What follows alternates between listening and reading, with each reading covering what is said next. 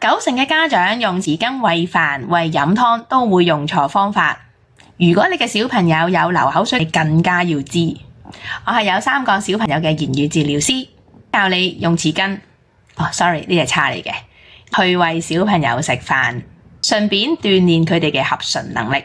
留意下你餵飯嘅時候，隻匙羹係打直定係打橫嘅。當你打直餵佢食飯嘅時候呢，其實你只係將啲飯倒落佢個口入邊嘅啫，嘴唇呢係唔需要喐嘅。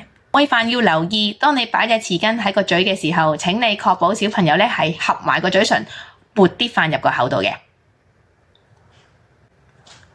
呢個過程，小朋友呢嘅嘴唇就可以合埋用力，然之後移動啦。餵飲湯呢，調翻轉打橫隻匙羹，滗完湯之後擺喺佢嘅嘴唇，千祈唔好做任何嘅動作，直到佢嘅嘴唇合埋。